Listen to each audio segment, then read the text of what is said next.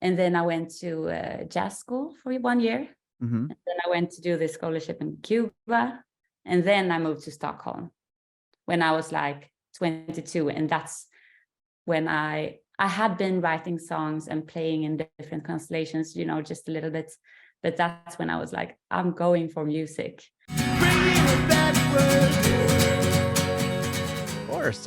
This is a podcast about you and your journey in music. And we'll talk about the new song that you released as well. Which I dig. Yeah, it sounds a lot different than the other music you've put out in the past. Yeah, right. I agree, actually. It's something I wanted to take a new direction with the music, make it more live and more like not so polished, I guess, just a bit more like straightforward. And I guess the live element in that, I've been recording live with my band, has like giving a lot of that of like the unpolished rawness feeling to the music, which cool. I didn't realize that was well, I guess we'll get into it, but so the song was recorded live? Yeah, exactly. Wow, that's cool. And then we've added with computer sounds and like samples and stuff as well, but it's also recorded live with my band in a studio. That's amazing. Wow. Okay, so I did read you were born in what, South Africa? Is that what I saw? Yeah. Wow. And then, tell me, you moved out of there pretty quickly though, right? Exactly. Yeah, I lived there till I was 3. So it's really hard to know if I even have any like actual memories. I have a lot of stories though. And my family has been like really connected to South Africa ever since, and been working there back and forth, and I've been volunteering there and stuff like that. So it's like a strong bond, and lots of South African friends coming over, staying with us and stuff like that. That's awesome. I did see that at least from what I read online, your parents did some pretty like fascinating jobs within, for what they did there. I'm really proud of them. They went there during apartheid, which was like this racist system that was like part of the society. And they went there with the church, but they also had like a secret mission, which was they worked for like another, Diaconia is the name of the organization, and they worked like undercover to help support anti-apartheid groups.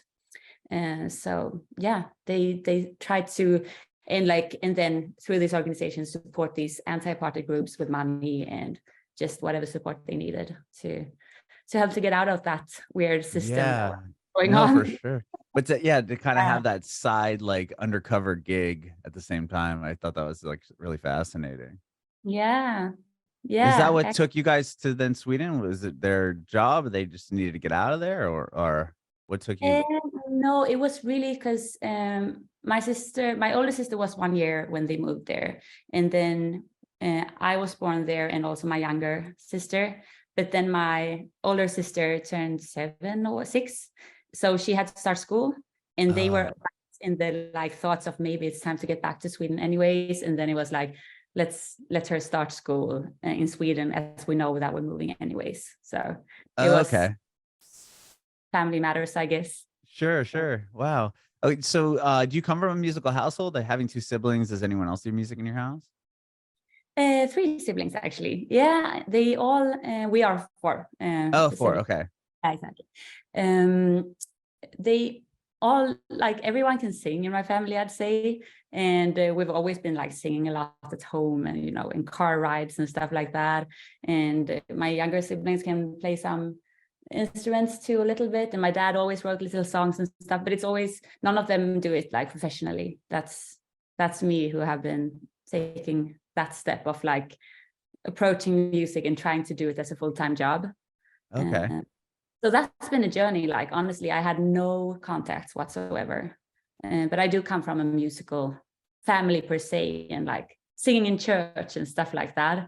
But it was tricky to find those contacts that could like help you into the business. Right. Yeah. You had fans and people that could play, but nobody involved in the industry that had any idea what's going on there. I didn't know anybody signed to a label and anybody who works with management or stuff like that side of music. I had no clue about. I didn't know you could be a songwriter, for example. I was just like writing all these songs and I was like, I guess I have to perform them. Until, by coincidence, I got signed as a songwriter eventually. Well, I love to hear that story. So did you start, like, when did you start playing? Did you play piano or guitar? Like, did you start on an instrument at an early age? Yeah, I started taking piano lessons maybe at 8 or something. And I hated it, like a lot of kids do. Sure. It was really not until, but I was doing like classical piano and like sheet music and stuff. And I didn't click with that. Like, it was not until I started like playing chords and realized like, if you know 4 chords, you can play all your favorite songs basically. And then I along with the songs, and then I could start writing songs. Like, that was what clicked for me. Like the sheet music thing never really got me going. Yeah, I've heard that before, where it's like the learning the scales and how to, the posture and everything else. It's like, yeah, that's cool, but like, I just want to know how to play some chords and learn how to play my favorite songs, right? Exactly. And now I can see like the benefits of knowing some technical stuff on an instrument too. But back then I was like, this doesn't make sense to me, until I could like, learn a few chords and then realize how easy pop music is to play. Like, and suddenly I could play my favorite songs and sing along with them and do covers and stuff like that, which I enjoyed more. What were the songs that you're covering, or what were some of the songs early on that you wanted to learn how to play? On guitar, it was probably, Ironic. Okay. Morissette, Sixpence None the Richer with Kiss Me, and Torn with Natalie Imbruglia. Those kind of like classic. Jolene with Dolly Parton. Yeah. And I guess like, now that I say it, it's like, I feel like you can still hear those influences in my music probably, because like it was really that era of like early 2000 and stuff that made me start writing songs. Okay. And you talked about guitar there. So when did you learn how to play guitar? When did you switch from piano over? Actually, that was probably when I was 15.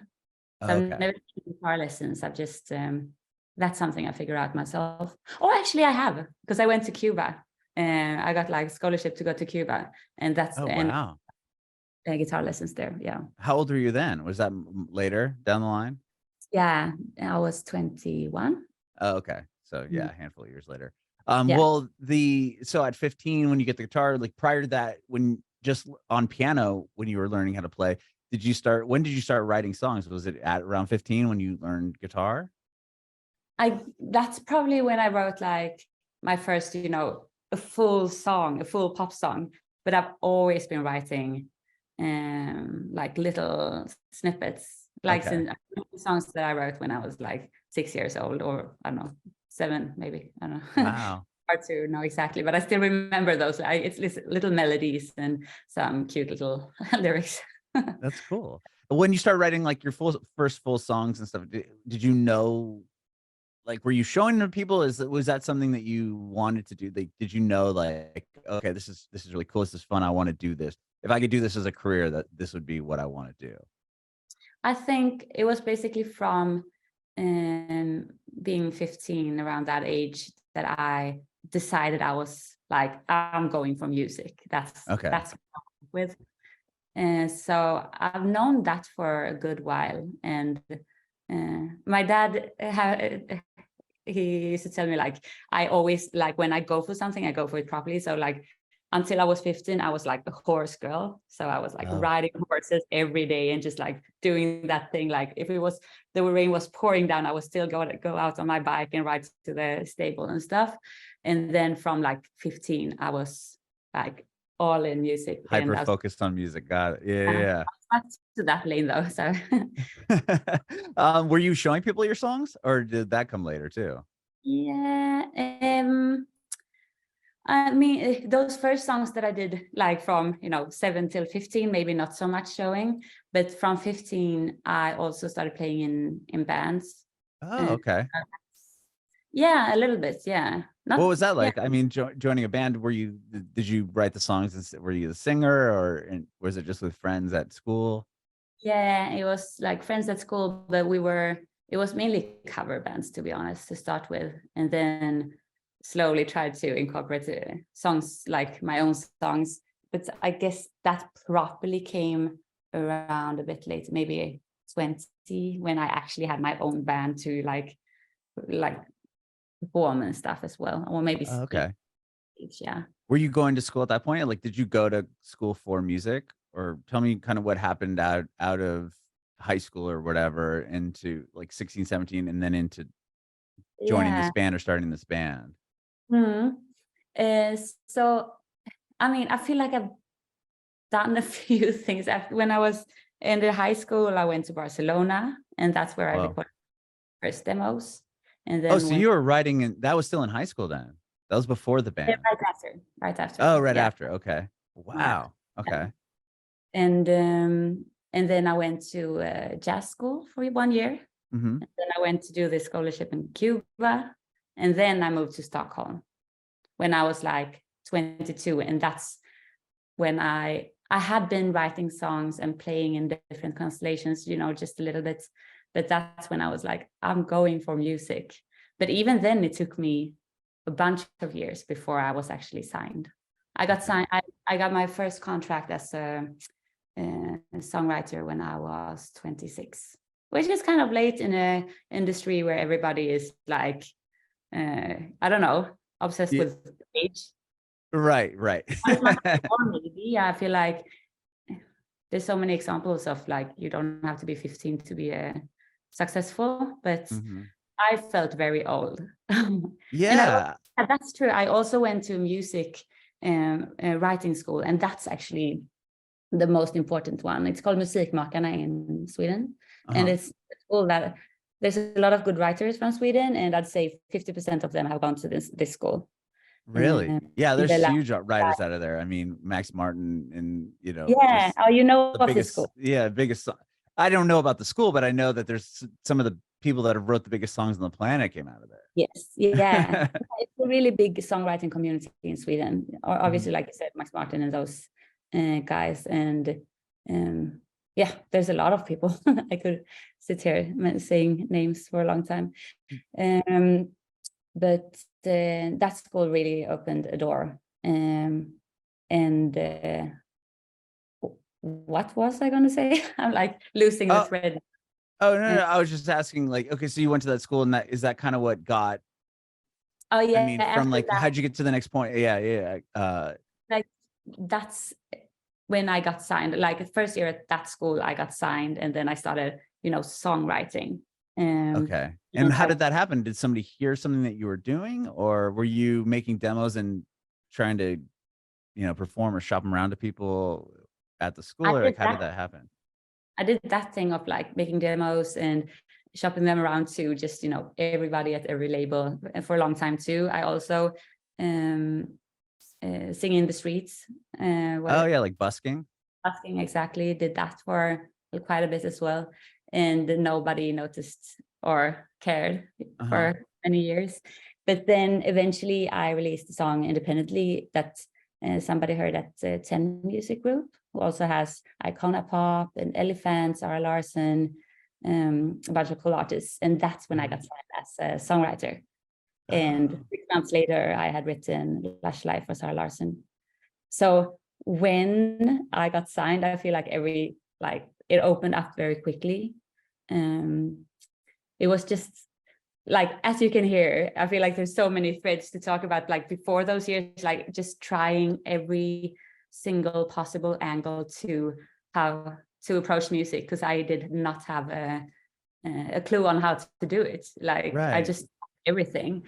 Well, you must have gotten some sort of like validated. Like, did you get any validation before that? I mean, before getting signed to keep going forward, was there any, like, I would imagine someone, if they were just, you know, okay, this isn't working, like, at what point you just go, you know what, maybe this isn't my thing? Of course. I mean, yes, I did, because I think to me every tiny validation really meant a lot, even if it was like I performed at a wedding and they loved it, you know. It was like smaller type of things, or I'm busking and somebody tells me I'm the best singer they ever heard. Like, it's not big, and it doesn't change your life at all. But for me, that was like enough to keep going. Or I was writing songs that my friends were like crying over, or whatever, like really feeling stuff, or whatever Yeah, it so that was. all kind of helped push you forward, right? Yeah. All of that. And it's all like you say, like all of those small validations in the eyes of the world, maybe, but like to me, that's like all of that meant so much. And I guess I've always heard that from people in my life, that I'm a good singer and I'm a good songwriter, like even though if it's just my friends or my, you know, somebody in a, like when I'm playing at the bar in the corner, you know. Mm-hmm. Yeah, no. Yeah, it takes, I would imagine, some of that, because if no one was giving you any sort of praise, validation, whatever, it's like, okay, this maybe isn't, it shouldn't be the path, but yeah. Yeah, no, yeah, for sure. I mean, you said you're 26, which isn't that old, to be honest, but like I was interviewed a guy yesterday, his name is Sam Hollister, and he Sam Hollander, he wrote like High Hopes by, you know, Panic at the Disco, and he's written all these huge songs, and he didn't have his first hit until he was 35. So it's like, it's wild to think, like, you know, you think 26, 35, whatever, like that's so old, but it really, it doesn't matter, right? As long as you know, if you keep going forward and you get the one thing, it's like, wow, it doesn't really matter what age it happens at. That's so true. It's really, I feel like you're on the spot there. Like, as long as you keep going, you always have the chance of the next song being your breakthrough. And that's so exciting. I guess like the what's dangerous is if you stop, because then you don't have the chances of like succeeding anymore. And yeah, I feel, because talking about my siblings, for example, I feel like they've been telling like, you're so lucky because you know what you want. And I do feel lucky because since I was 15, I knew like, I want to do music. Like, I really, really want to do music. I want to do it as a full-time job. I don't care if I earn a lot of money, but as long as I can just do music for a living. And I've really been going for that and it took a while to get to the point where I am now, where I do it as a full-time job and I have a lot more of work than I can even handle, because it's like, I don't know, it's a lot of things happening right now, and I'm really happy and lucky that it's like things are happening finally. Right. Yeah, that's exciting. And they've been for a while now, but the road there, yeah, it was a road, but I'm thankful that it's working now. And like I said, when I finally got signed, it was half a year, and I had written Lush Life, which is actually still my biggest song, which is interesting. Yeah. So yeah, was that something that had or like, even for like, is that what changed it for, like, when do you go from songwriter to now artist? Was that with Say Some or Some Say? Yes. Yeah, exactly. Okay. So I did a full-time songwriting for like a bunch of people, right? Like Zara Larsson. I mean, you had a bunch of hits, right? Prior than that. Yeah. I have like 2 billion streams as a songwriter, writing for other artists. And then we wrote Some Say, my first single. And you know, just as a joke, had that, oh, what if we write something on the melody of I'm Blue? Oh yeah. And somebody totally ripped that now. Yeah, exactly. There's more inspirations of that one now. But anyways, we did that and shopped it around to different labels, and everybody was like really excited about it. Like Camila Cabello was going to record it, and Austin Rosen, who's Post Malone's manager, was like, I want this song and stuff like that. And nobody put it out. And in the end, somebody asked me like, can I sign you? I think you should sing this song. So that's how it happened. Oh, really? So somebody said, hey, yeah, you should do this, just as, you know, you need to be an artist, as an artist project, you should do this and sign it, and I'll sign it or whatever. Yeah, exactly. I had a meeting with an A&R that I've been working with his artist before as a writer, and I played Some Say, and I was like, I think this song is really, really special. Like, can you hear anybody who should sing it? And he was like, I hear you. Can we start working together? Wow. And then that song obviously has so many, I mean, streams, and it did so well. It was on radio forever. And how did that happen pretty quickly too? Or like once it comes out, how does it then kind of spread to the masses? I mean, at first I was like, I'm not sure. I don't think I should be an artist. Like, I finally find my place in the music business. It took me a long while, and I'm really happy as a songwriter. And then, I don't know, the butterfly took over. So I was like, okay, let's go. But when we released it, it was really interesting because most songs, like, you have a peak when you release it in streams, and then it kind of declines, and then it starts rising when, like, it takes a while for people to like catch up on the song if you're not like Miley Cyrus or somebody fan base. But this song was so interesting because, like, it was just every day ticking, like, becoming bigger and bigger and bigger. And I think that's like because of the melody, the unblue melody. I think it was like really easy for people to connect with this song because I think it's a really good song, but also it has element of like recognition with the I'm Blue melody. So it actually worked really. I mean, it took a while for people to find it anyways. I was literally nobody, like, first song I released. But when people picked up, it was really like the curve was like this. Everything was just made sense with that song. It's really cool when it happens. I feel like all the stars aligned and everybody just liked the song. And and then now at that point, it's like over, after that one song and it does super well, then it's like, okay, now I'm an artist. And are you like, okay, now it looks like I got to put out more songs. Like, I know you eventually did an EP, not much longer after, but was that something where you had to go, okay, well, I write for these other people, or I'm a songwriter. Now you have to sift through and kind of figure, like, reframe to write songs for yourself? Or was it just you continued writing as usual and chose the ones that you felt would be best suited for you? I mean, I think when that, like, with some say in the songs after, I feel like I just continued like I've always been doing. Like, I write a song and then I write another and another and another and another, and then I look back and like, oh, this one is good, this one, put together an EP. And I feel like the difference now with this album that I'm putting out later this year, and with my new song, A Love Like Me, as the first single, I've been a lot more like claiming the artist role. Because back then I still felt like a songwriter, like I'm good at writing songs, but I didn't know who I was as an artist. And I feel like I know better who I am as an artist, and I figured out what I want to sound like as well. And I've been going into the studio with a clear direction of sound and what I want to say and stuff like that. So I feel like this album that's coming now is coming a lot more from like the core of me as an artist.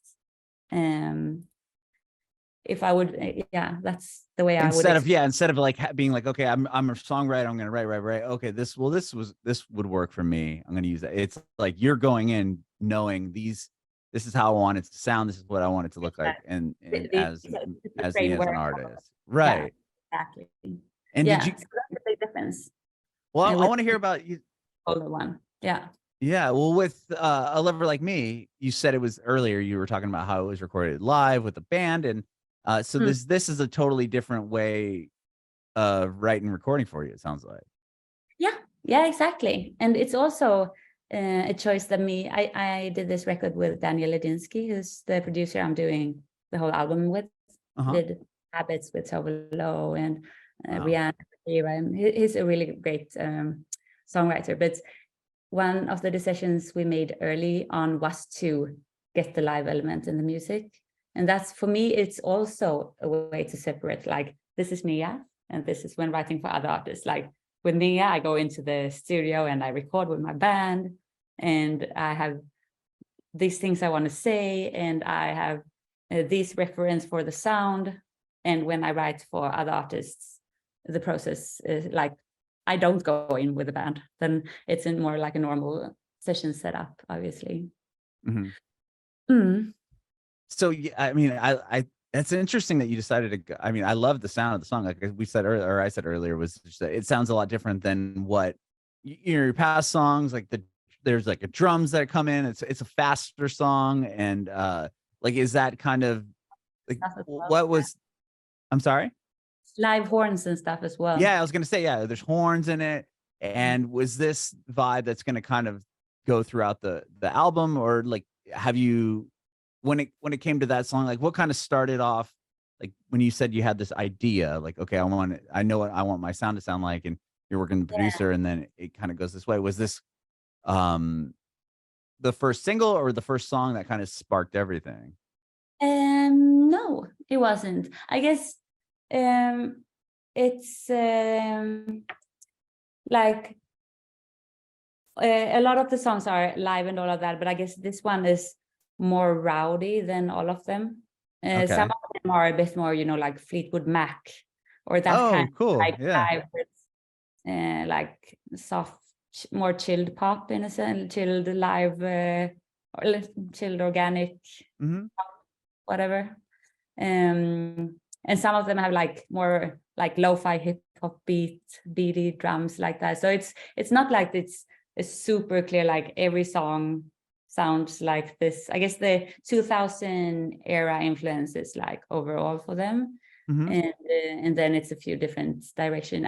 I think this A Love Like Me is one of the rowdier songs, and a few others, like my next single is called Yes. It's more like dreamy and floating around and like being like in a happy mode, that kind of like I don't know, more like piano vibe, up tempo piano vibe. So yeah, it's hard to explain music. Like no, I know for sure. I to this will eventually hear the songs. No, it makes sense. I just wasn't sure if it was like, okay, we did this and it's a live band field. This is rad. We're just gonna run with this, and it kind of.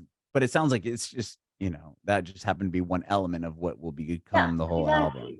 It's a few different like vibes on the songs, but the red thread is like the live band and my vocals, obviously, and just the theme of the album. The album is called Transparent, and so I want all the songs to feel like I'm like it's coming from the heart, and I'm just like saying whatever I feel like I want to say. Like, don't overthink the words or whatever. Did you go into this knowing that you wanted to write an album, or because you said you kind of found the sound, the direction you wanted to do? Was it okay? Was there something that sparked that made you want to write an album, or just kind of happened naturally?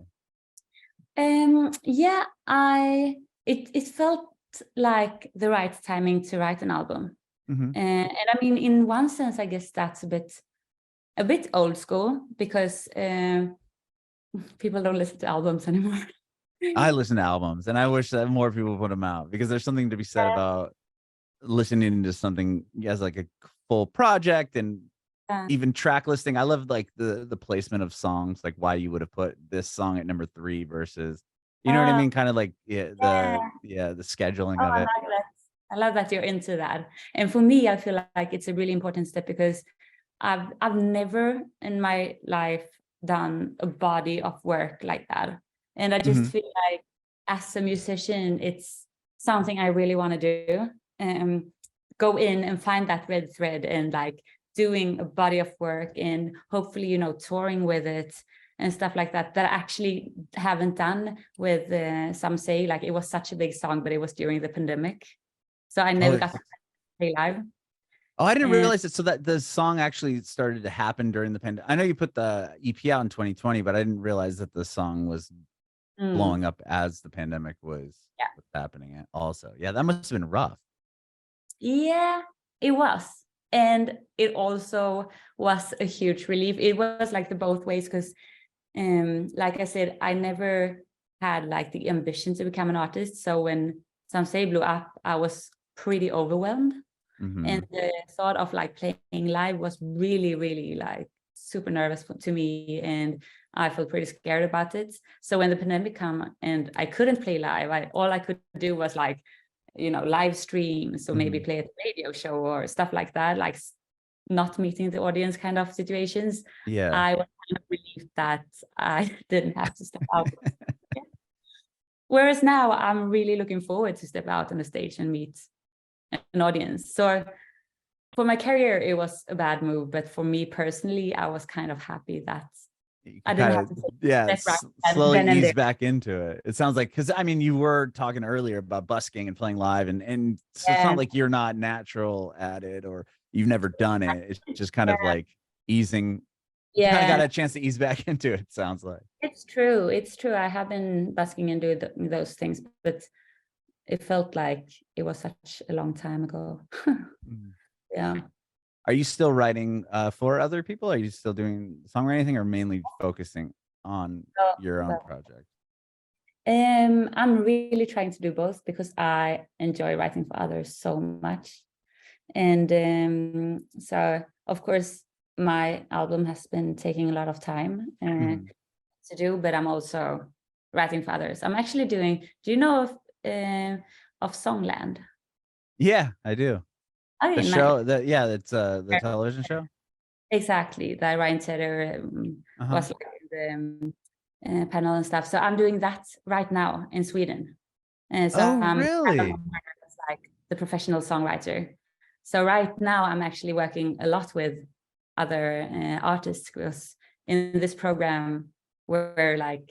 Do you know the concept of the program? I totally do. Yeah, so there's 3 judges or they're producers, so to speak, and then a contestant or a person there's like 3 or 5 people come in and they perform a song that they wrote, and there's an artist that they're pitching the song to, whoever it may be, and then they'll pick 3. They're the artist, right? Picks 3. Then they all work with one of the producers, and then at the end, the artist cuts the song.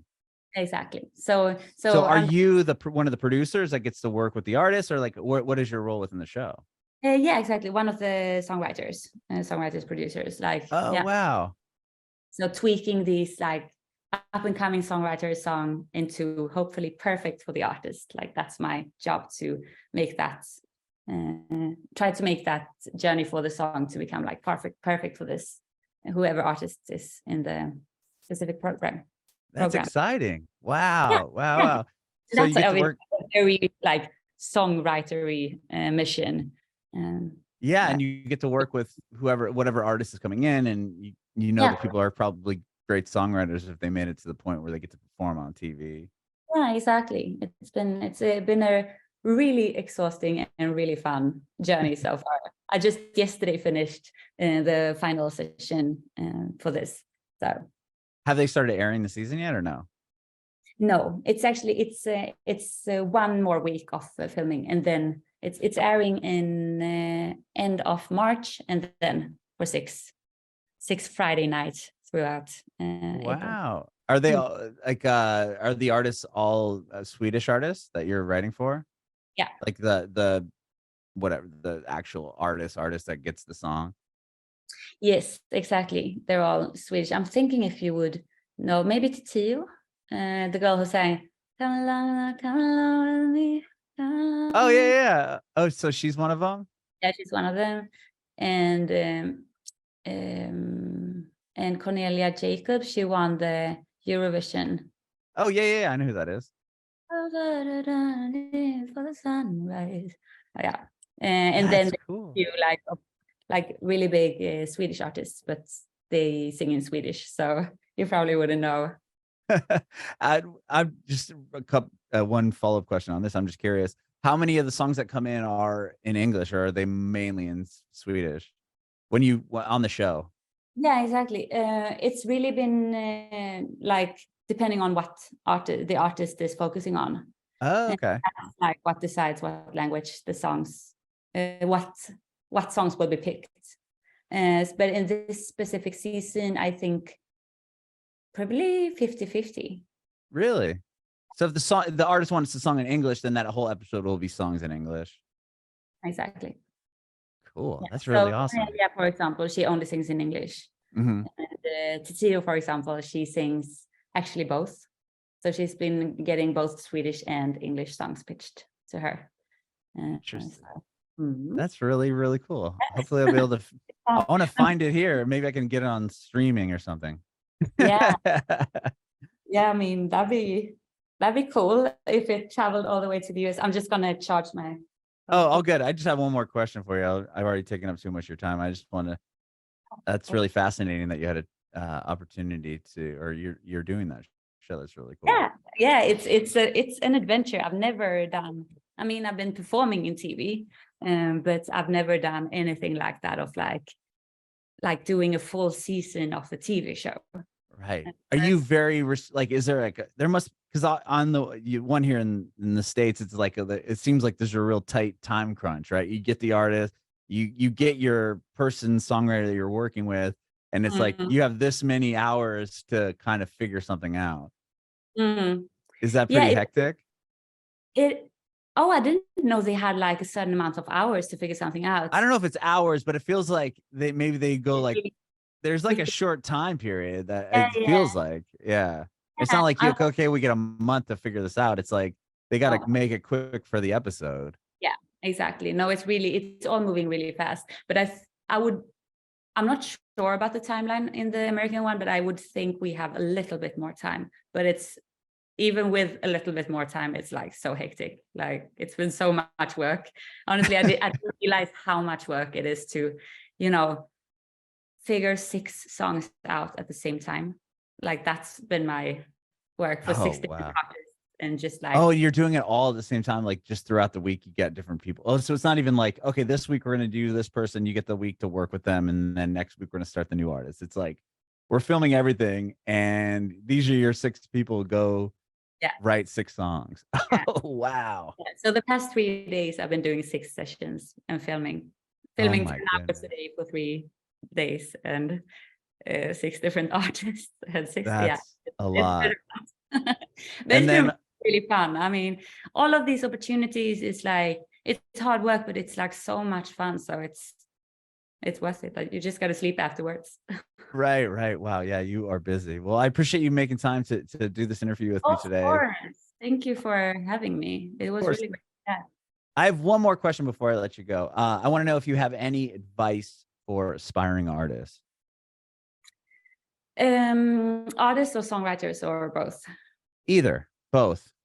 Yeah, I think everything I'm going to say is going to be cliches, but it's just because cliches are true. Normally, you're right. It works. Follow your gut feeling on what direction you should do. Like it's, of course, you can be inspired by other people's music, but in the end, like it has to be your gut feeling that decides on, like, trust your gut feeling, because if you feel something, then it's probably true for someone else too. Now I'm talking like songwriting and just decision making on what sound to go with or whatever. And then the thing of like the hustle makes things happen. So like we talked about earlier, I feel like that thing of like, if you have a goal and you see it, then just continue to go for it, and eventually doors will open up and take you forward. Bringing it back.